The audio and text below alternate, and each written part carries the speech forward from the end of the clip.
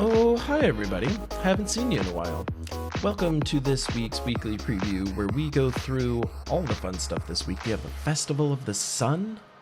And we also get a new class on Friday, which is going to annoy the crap out of you. So let's jump on in and see what this week's got going on for all of us. Let's get it.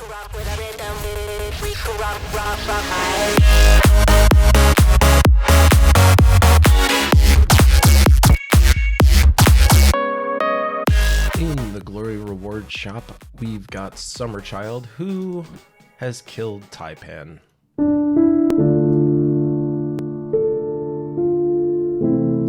So with this troop being released, you no longer need Taipan, or at least Taipan is way less effective. So this is converting brown into red exactly like Taipan does, but it also conjures a firestorm, which is way more useful than poisoning somebody.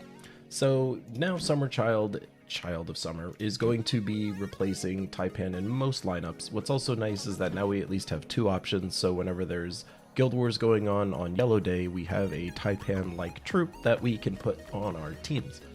So, Child of Summer, super great. You are getting all the copies of this, you are trading this person all the way up, and you are going to be quite happy with yourself.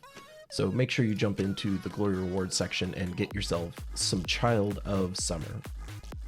Bright Forest event keys. So Bright Forest actually has some pretty cool stuff. So as far as legendaries go, Glitterclaw, super great. They are converting blue into green, fairy firing everybody, so everybody's on fire, fairy style, which means that they take tons of extra magical damage, 50% extra actually. So Glitterclaw is super useful for lineups that are depending a lot on green or blue mana. Glitterclaw fits in super nice. It also enchants on red, so that's kind of fun. But then we have Queen Titania, who is super great. Also fairy firing everybody, well not everybody, a buddy, on 4 or 5 matches. And then they just do some solid damage, and this is boosted by red enemies and allies times 4. Not so bad. And you get an extra turn if there's 13 or more red gems. So if you got a lot of red on the board, Queen Titania, also super great. So both of these are very solid. Queen Titania, I would say, is the more solid one. As far as the mythics go, Suna is kinda whatever. So this whole stealing 35 life from 2 people and then stealing 8 magic from other 2 people, this is kinda feels amazing on paper but isn't amazing in practice. In the early game, Suna is going to be amazing. In the early game, this is going to be like overly powerful. Your fights don't exactly have the flow of mana creation that you'd normally want. So a troop like Suna is going to give you a lot of extra benefits. They're going to get stronger as the game goes on, and they're just going to be all beefy and powerful. They do also fairy fire people randomly when you match red gems, so you can just kind of randomly match gems and fairy fire a bunch of people, which does boost the amount of life that you steal. So Suna, early game, super great. Late game, pretty much never used. But if you are an early game player, opening up event keys for Suna isn't the worst idea on the planet. As far as the other troops, there's really nothing else that's like, you know, get crazy about, except for Leprechaun. Leprechaun, if you do not have them, is also incredibly good. They start empowered, and that means they have full mana at the start, but then they just blow up the board. So if you have any kind of class that has a storm start, Leprechaun is going to be extremely useful to you. It's a way of just getting a lot of mana of a type that you care about. So Leprechaun, extremely high value as well. But that's going to be what your event keys are all about. You want yourself a Queen Titania and a Glitterclaw, if at all possible, and a Leprechaun if you do not have them, because they're super useful, and Suna if you're an early game player. Them's your event keys. Then we got ourselves a Festival of the Sun. So the medal this time around is giving us a bonus straight up to spell damage. So 160% spell damage to all troops. So spell damage is going to be the hotness for this event. Previously we had a skull damage kind of a thingy. Now we got a spell damage kind of a thingy. So as far as teams, as a reminder, if you do want to get yourself a Medal of Summer here, you do need to get yourself up to tier 4. That will get you a Medal of Summer right away, so you can start your fights nice and easy, and of course you get all the potions on top of it. So kind of view that as like, you know, before you would buy up to tier 3 to get the weapon, Buying up to tier 4 basically gets you one of the medals, which makes everything that much easier. So I'm going to recommend you get up to tier 4 just to get yourself a medal. Otherwise, you'll be getting yourself a medal anyway just by beating up the a fight itself. But I'm going to be buying up to tier 4, so I just start with one because I can. So that's my recommendation as far as that goes. This one is using lots of weird stuff. So we're going to be using the mixed weapon here, which is creating a bunch of green and red, which is cool. We're running it with Hierophant, so we get the maximum amount of boost. And then we got Queen Titania to be our damage to all. We've got damage out of this. We've got skulls that are just popping off just for fun. And then Child of Summer here to make tons of mana. So this team should be mighty fine to beat everything up on the planet. You could also choose to use something that's like this, which is taking advantage of Trickster's shot, because that just happens to be from Bright Forest. And then again, we still have Queen Titania, but we have Glitterclaw in here as well. So this is going to guarantee that we get more green mana out of this situation by having Glitterclaw in there. You could even run it like this. I might run it like that. And then you've got Trickster shot with the Titan class, so you get some barriers just for some extra fun. But this should also do tons and tons of damage because your Trickster shot will be getting Fairy Fire benefits, so the amount of damage you're going to do with it is disgusting. And Queen Titania is doing damage to all. And if you're putting that medal on, you're getting all that extra spell damage, so that is also super useful. You could also do something like this, which is going to be doing 2 damage sources to all. And then we've got Leprechaun and we've got Child of Summer. I will say that if you are running into a lot of Submerge, you're definitely going to be wanting to run a class that's got a banishment on it. So some class that you have up to 70 that has banishment on it, such as like Warden or Mechanist or something like that, or Rune Priest even. One of those classes with banishment. Dragon Guard even? One of those. You want to be using one of those if you're running into a lot of Submerge. Otherwise, teams like this are going to be crying and crying and crying. But this is another team you could potentially use as well.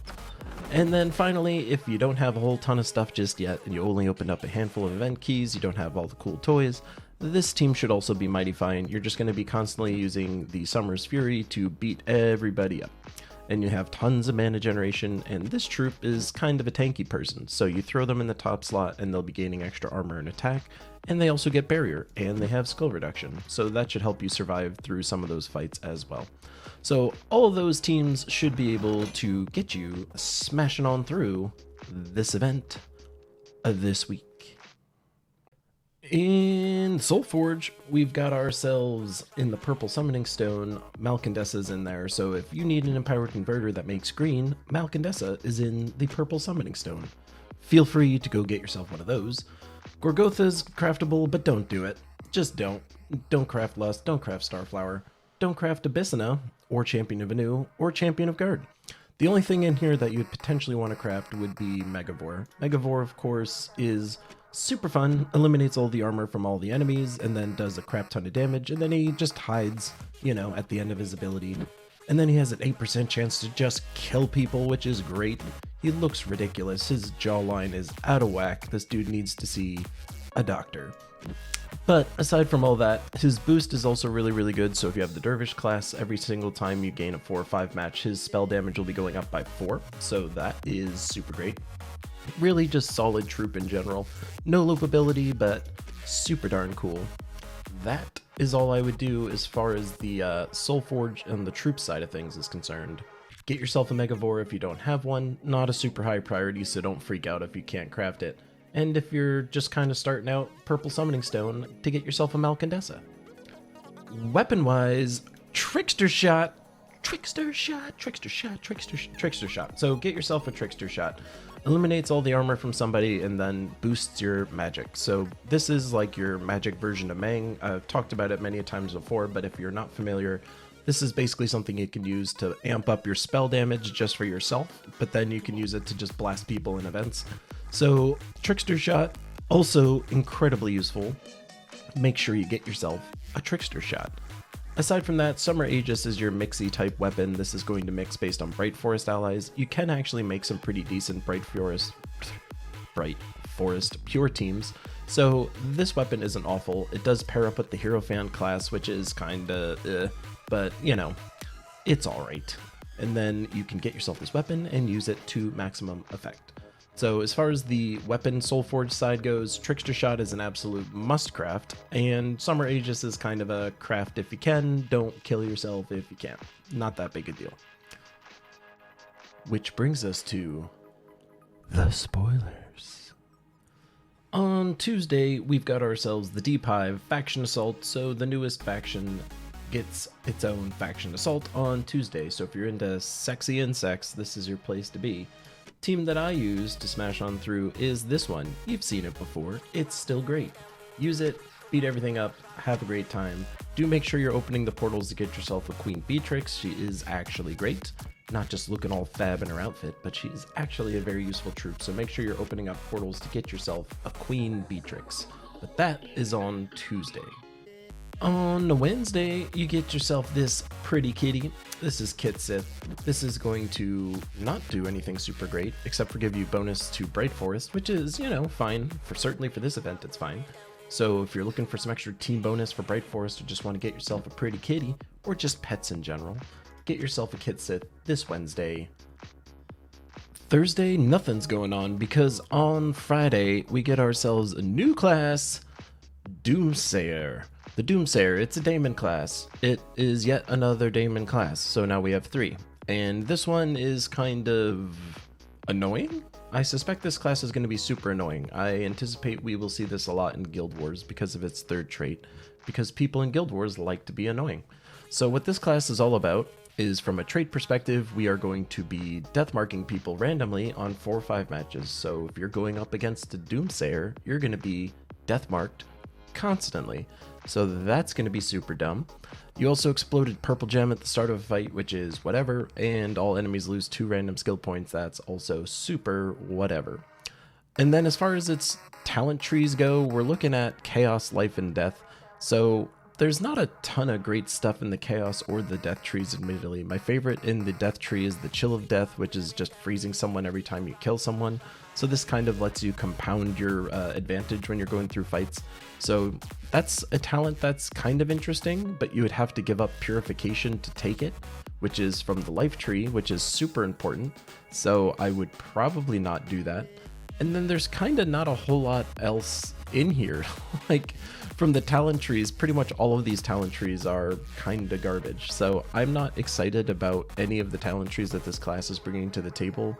The whole deathmarking people randomly all the time is going to be the reason why you would pick this class to just be an annoying piece of crap. So if you feel like just winning randomly because you just happen to kill people with death marks, this is your thing. It is a 25% chance, so the 25% chance means it won't be happening all the time, but it'll be happening more than enough to make you cry. Especially if you build a team that just can loop and loop and loop and loop, you will have tons of death marks on the board pretty darn quick. So Doomsayer, can't say I'm all too excited about the class itself. However, from a weapon perspective, the weapon is pretty amazing. So the weapon here is exactly like the Doom Scythe weapon that exists. The only difference is that this thing isn't a Doom weapon, which is kind of crazy. So the damage output it's doing to all is slightly reduced. It's magic divided by 2 plus 1, but it's still going to convert all yellows to Doom Skulls. The weapon itself is purple. So in all, form and function, this acts exactly like a Doom Scythe. So that is pretty darn great. As far as its upgrades go, we're not looking at anything too amazing. Stealing 2 mana from the first enemy, and then giving all allies 2 mana, that's okay. Cursing the first enemy, that's whatever. So as far as its upgrades, nothing too crazy here, but the fact that it's essentially a free Doom weapon that you can get your hands on, yes please. So Sin's Harvest is the weapon that comes with the class. That will be ours to play with on Friday. Pretty great. And there you have it. That's everything going on this week, all the stuff you should be doing.